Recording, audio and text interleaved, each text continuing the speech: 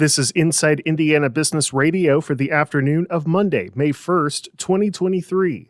I'm Alex Brown.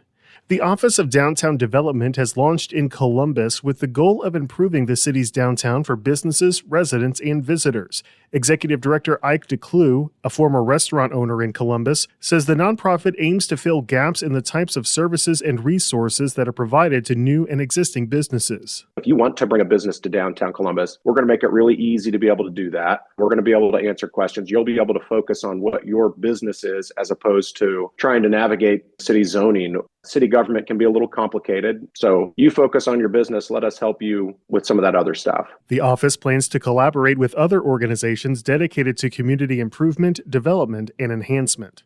The rescue mission in Fort Wayne has named Thomas MacArthur president and CEO-elect, succeeding Donovan Coley. MacArthur most recently served as executive director of The Chapel, a non-denominational church with 10 locations in northern Illinois and southern Wisconsin. The rescue mission says MacArthur began his position today and will spend the next 2 months working with Coley to ensure a smooth transition. He will then become president and CEO on July 1st. Indianapolis-based Northwind Pharmaceuticals has acquired QVI Risk Solutions, a health benefit administrator headquartered in Bend, Oregon. The private pharmaceutical repackaging company did not disclose financial details of the deal, but said QVI's 12 employees will not be negatively affected. The acquisition comes more than 4 months after Northwind announced a $10.5 million expansion in Indianapolis, with plans to create 205 jobs by the end of 2025. CEO Philip Berry told IIB the acquisition will drive the hiring of up to 30 people by the end of this year. From the number one source for Indiana business news, this is Inside Indiana Business Radio. Indiana, it's time to get revved up. Inside Indiana Business is going racing. We'll be at the Indianapolis Motor Speedway for the month of May and take you inside the business of motorsports, from gasoline alley to high-tech race shops to small-town dirt tracks. We'll explore what fuels a billion-dollar industry in the state.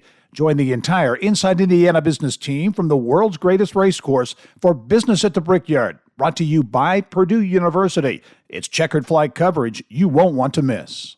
Republicans held resolute even into the waning hours of budget negotiations that the Kinsey Institute of Indiana University wouldn't get any state funding, much to the chagrin of university leadership. The language, introduced as a second reading amendment in the House, bars Indiana University from using state monies for the research institution, which studies sex, gender, and reproduction.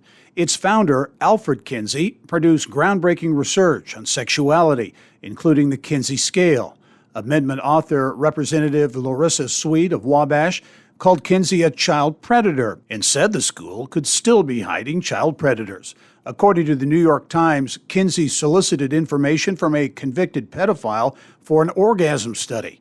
IU President Pamela Whitten said the university is, quote, concerned that a provision singling out a specific research institute sets a troubling precedent with implications that could limit the ability of public colleges and universities to pursue research and scholarship that benefits people and improves lives.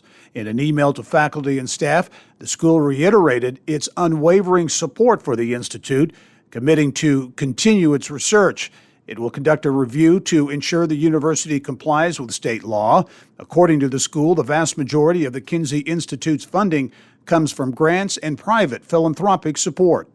This is Gary Dick for Inside Indiana Business Radio. Taylor University has received a $20 million gift, the largest in the school's 177-year history. Vice President for University Advancement Michael Falder said the gift will be used to create the most aggressive scholarship challenge match the institution has ever pursued.